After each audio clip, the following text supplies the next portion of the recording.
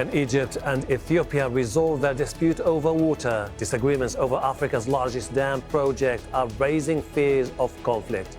How should one of our most vital resources be managed? This is Inside Story.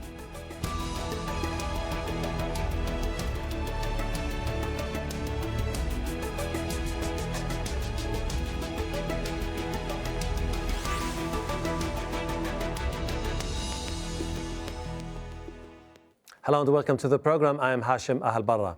Water is often said to be the source of life, and it's increasingly becoming the source of conflict in various parts of the world.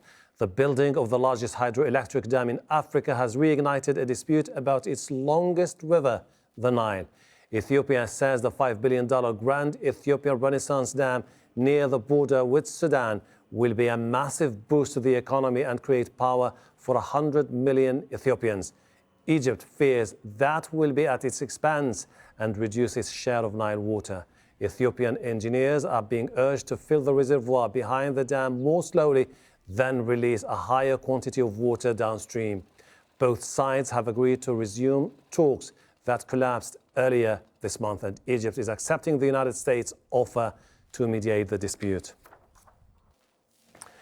Ethiopia's Prime Minister and this year's Nobel Peace Prize winner suggested the dispute could lead to a war. Egypt condemned his comments as unacceptable. You asked about Egypt saying that they will take action, and what I kindly want you to understand is that a quarter of Ethiopia's population is poor and young. So if we are to go to war with other Africans, we can have many millions on the front line. But wars do not have many benefits. It will not benefit Egypt, it will not benefit Sudan, and it will not benefit us. Some may have the capability of firing missiles, and some may say, I will bomb Cairo if it is for my country and my flag. But peace cannot be brought by bombing and by fighting. Now, Egypt and Ethiopia aren't the only ones involved in the dispute. Sudan has been involved in the negotiations as the dam is located near its border with Ethiopia. Let's get more from Ahelbarra in the capital, Khartoum.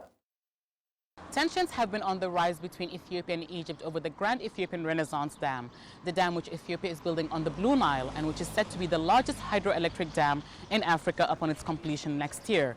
Now, since the start of the construction in 2011, Egypt has repeatedly expressed concern over the impact of the dam on its shares of Nile waters, which its population heavily relies on. Technical committees between the two sides are set to resume negotiations on the filling and the operation of the dam. But the last round of talks between Ethiopia and Egypt, which included Sudan earlier this month here in Sudanese capital Khartoum, ended in a deadlock. So Egypt wanted Ethiopia to guarantee that the dam would be releasing 40 billion cubic meters, but Ethiopia said that the dam's maximum capacity would be only 30 billion. The recent statements by the Ethiopian Prime Minister Abiy Ahmed, who said that Ethiopia is ready to mobilize more than 1 million men to defend the dam, did not help with the tensions. Now, caught up in the middle between the two sides is Sudan, which, while it did not say it wanted 40 billion cubic meters released by the dam, it said that Ethiopia should try to release 35 billion cubic meters. Sudan is trying to play mediator between the two sides, between Ethiopia and Egypt, while at the same time trying to guarantee that its shares of Nile waters is not impacted. Ahelbarra for Inside Story. Let's take a look at the long-running dispute. The Nile competes with the Amazon as being the longest river in the world. It's definitely the longest in Africa, flowing through 11 countries. Nearly a quarter of a billion Africans rely on the river. But Egypt and Sudan claim exclusive rights to the water. While 90% of Egypt's fresh water comes from the Nile, 84% of the river's water flows from Ethiopia. The long-running dispute intensified when Ethiopia began building the largest hydroelectric power plant in Africa. Egypt fears the Grand Ethiopian Renaissance Dam will stop the flow of its vital water source, and the Egyptians are using treaties drafted by Britain last century to argue its case.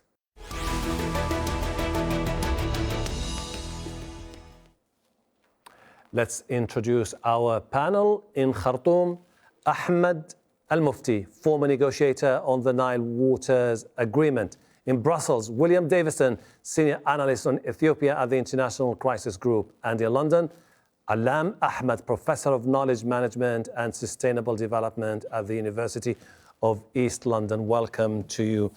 Ahmed, since you've been part of the team that has negotiated the Nile waters, I just want to ask you, is the whole issue now about filling the reservoir within an interval of time of 5 to 7 years and then releasing water with about 35 to 40 billion cubic meters annually? Is this the real problem now facing the three countries, Ethiopia, Egypt, and Sudan?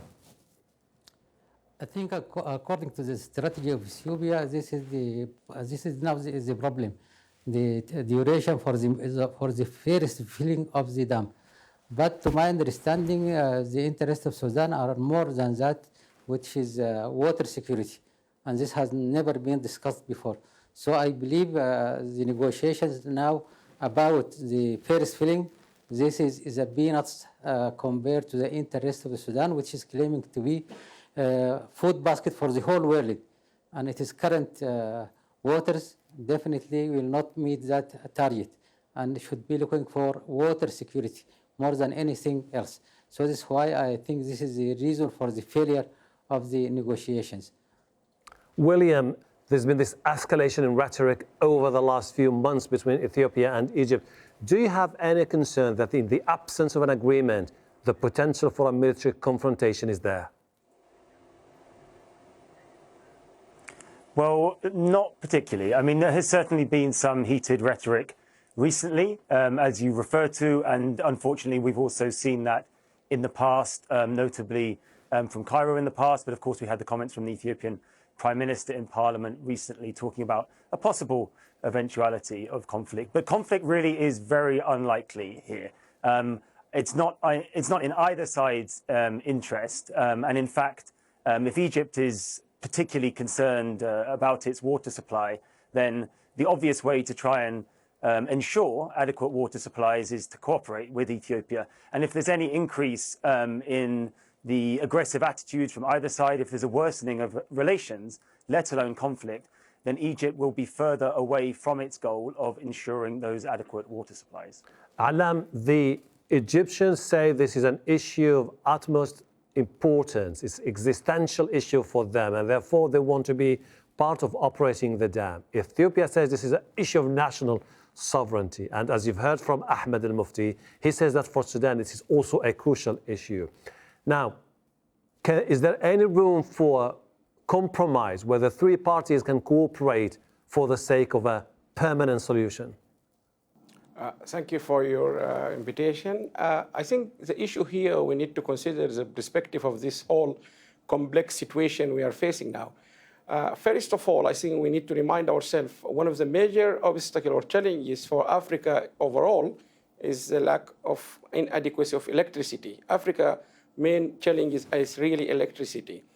And thus, we're going to hinder many of the development projects across the whole continent, not just in these three countries. Secondly, water and electricity, or water and energy, are considered two of the most important items in the all initiative by countries to achieve the Sustainable Development Goals 2030. Now, taking these two into account, the argument of the Egyptian about this issue of the dam and the water is vital. Yes, water is vital not just for Egypt, it's also for Sudan. And we need to remind, as my colleague from Sudan just said, Sudan is considered to be the food basket for the entire Africa and the Arab countries. And eventually, Sudan needs the water in order to fulfill that, if you like, ambitious target for the whole continent, not just for Sudan. Mm-hmm. Egypt got its own political problems because within inside Egypt, even the distribution of water is not really evenly, if you like, equitable. The Egyptians are very worried about the amount of water because we know that most of the businesses are run by corporates, and the corporates are actually belong to the army in Egypt. The issue of national security is true because there was a report 6-7 years ago from the European Union about how the world will look like in 2030 or 2020, and now we're already in 2020. And they argue that water will be one of the major issues of conflict between countries. Okay. And that countries which will depend on others on water, they will have serious challenges in the future. We'll talk about those things in detail later in the show. Ahmed, You have been talking about water source as an issue from a Sudanese perspective. But others would argue that the problem with Sudan and Egypt is that they go back to an agreement that was signed almost 100 years ago to claim exclusive rights when the world has changed and countries like Ethiopia are saying basically we need to build a dam for the sake of our own economy, our own population, and 60% of our population does not have access to electricity. This dam is the answer. I believe there is no problem about Ethiopia's right to generate electricity or even to use water. This is her right, and the three countries are sharing the waters. But the problem, to my understanding, since the agreement of 1902, is that there is a deal between the government of Sudan and the government of Ethiopia. The deal is that part of Sudan were given to the Ethiopia, and as a consideration for that part taken by Ethiopia is that whenever it intends to build any water structure, whether this dam or other, they should consult with the Sudan and agree before starting the building. So I believe this is the problem since 2011, but it has never been discussed. The discussion now is confined only to the first filling, and I think this is not fair, and this will not end the conflict, because what has been said by the Ethiopian Prime Minister that he's going to call millions of people to defend the dam. That means he wants to defend whatever he has acquired in this negotiation since 2011. And I believe unless the rights of all three countries were granted, this will be a year for conflict in the future. But then, William, the Ethiopians would tell you that we were not part of the 1959 agreement, and therefore, as far as Ethiopia is concerned, everything should start from scratch. Do you see the potential for the need to reinvent the whole agreement, start from square one? Yes, in many ways, I think that would be the ideal solution. And in fact, there's already a treaty in place. I mean, it's not in place because it's not been ratified by enough countries, but it's been drafted. That's the cooperative framework agreement. Now, which all the Nile countries, in theory, could sign up to. Now, the idea of that treaty is to agree principles of equitable usage and then to establish a joint institution to manage the Nile River basin. Now, that's the ideal solution, because then all countries can play their role and they can negotiate between each other about how to share this water resource. The problem with the current legal framework is, as you suggest, Ethiopia and other upstream countries, they do not accept it. They do not accept the legality of a treaty that they were not party to. So on the one hand, you have Egypt talking about historic rights, but they stem from treaties that Ethiopia and other countries do not accept. So really, yes, an ideal solution is a new legal framework, and already a substantive amount of work has been done to go towards that, and that's the cooperative framework agreement. Now, obviously, there's sticking points about the text, because if there wasn't, then it would have been ratified and Egypt and Sudan would be on board. So there needs to be further discussions. Those points need to be ironed out. But I would suggest that that is the right way forward in the long term. And that's something which hopefully will occur after this initial conversation, this initial issue over the Renaissance Dam is solved. Alam, from your own perspective, do you think this is an issue of concern about future water scarcity, or do you think that the current levels of water have been traditionally poorly managed by both the Sudanese and by the Egyptian governments? That's a very good question in this whole argument. Yes, it's a very good question. As I said earlier, water is being raised by many scholars, United Nations, World Bank, lots of reports as one of the key issues and challenges for the future. And I think you're right. In both of them, there is issues here. Number one, clearly there is a very poor management of water in both Sudan and Egypt. There's no question about that. And entire Africa have failed to manage its water and produce electricity. I already mentioned that. So that's one item. And the second item is this whole technical, this is when we teach students at the university, we teach them project management, but we also teach them something separately. We call it mega projects or complex projects. This dam is actually both of them, mega project and a complex project. And this is a very serious, it's a giant project. Even European leading companies or in countries like the UK, Canada, the US, they normally deal with it very sophisticatedly. It's not an easy project. So this to be given to a company which is, it tends to be somehow or another based in the military, caused most of the chaos for the project. The project information is lacking. We don't know any scientific paperwork, not me, many scientists, many people who have looked into this issue of the dam for the last 6 or 7 years. You hardly find any data about the risk assessment, about the environmental impact assessment, about the economic assessment, socio-economic impact, community, the impact on people. And these are normally the key issues. We look at them when we start thinking of a project like this.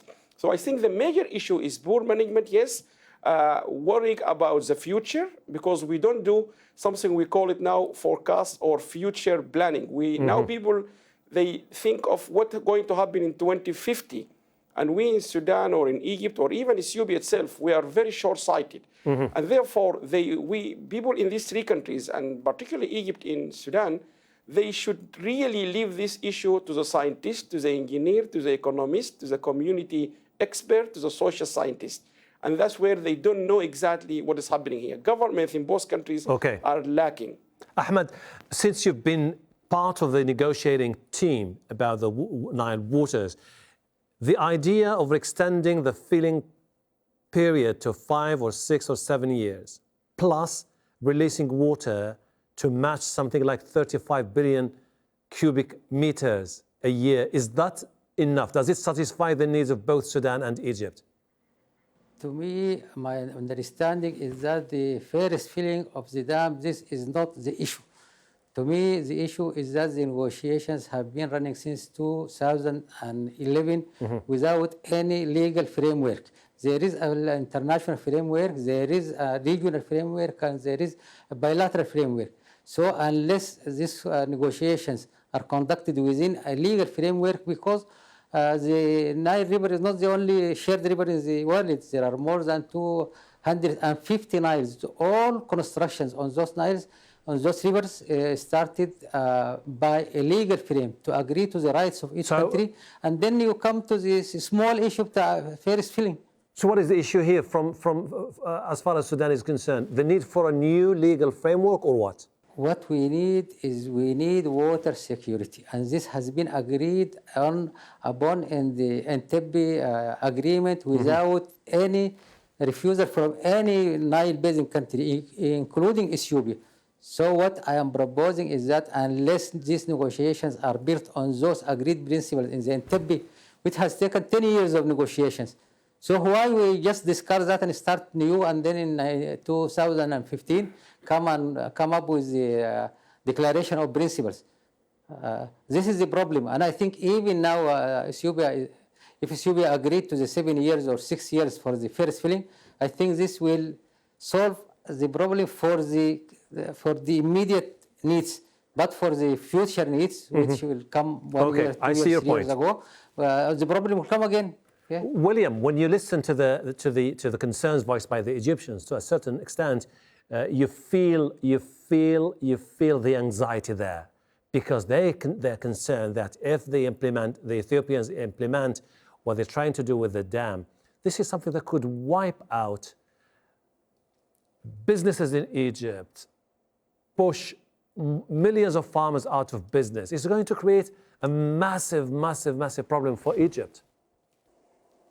Potentially, I mean, if things went badly, then I mean, this is why it's such an important issue, because of those potentially severe consequences that you are referring to. But the important thing, or one of the important things to understand here, or to recognize, is that there does seem to be a technical compromise here. You've talked about the 35 billion cubic meters figure and a period of 4 to 7 years. Now, that's relevant because that's the sort of figure and that's the sort of period that experts believe the dam can be filled at, and it can be done in a way which doesn't cause significant water supplies downstream to Sudan and Egypt. But the absolutely key thing here is flexibility. And that flexibility relates to the variable rainfall. Now, my understanding is that the Egyptians' biggest concerns are that they do not have an agreement on minimum releases, and they do not have an agreement from Ethiopia that they will be flexible in all circumstances, including drought conditions. Yes, I see. This is really what's needed, I think. That Alam, we're talking about bogged down a little bit in the details about what's happening now, but then when you were talking previously about the need for forward planning. So in 2050, estimates suggest that 1 billion people will live in countries through which the Nile and its tributaries flow. So we're talking about a population growth that would pose enormous strains and challenges on a continent. How to tackle this issue in the near future?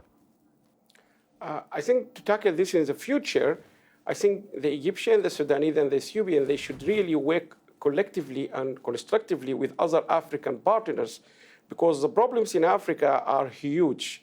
And we need to consider this as an African issue rather than Ethiopian or Sudanese or Egyptian. That's number one. And number two, we need to understand, I'll give you just one example.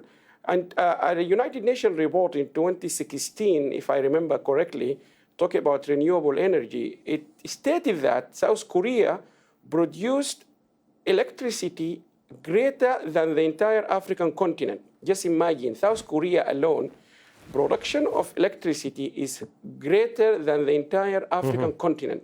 So this should be considered as an African issue, number one. And number two, they need to understand this issue will have serious environmental and economical and social effects in the future. And number three, which is very important, they have to bring experts. Expert, I mean here, project management expert, complex project expert, social scientist, economist, and they have to be independent. And when you mentioned earlier about Sudan is trying to negotiate between both Egypt and Ethiopia, I don't think that's the right way we solve the problems like this. We need to look to the bigger picture. This brings me to this question. This is fundamentally a sustainable development issue, and it needs to be left to the expert. Within the countries, we have experts in all these three countries. And we need to look to international experts, like in Louvain, for example. They have a big center at the University of Louvain for irrigation, and so on. So this is how we can solve, how we tackle issues like this.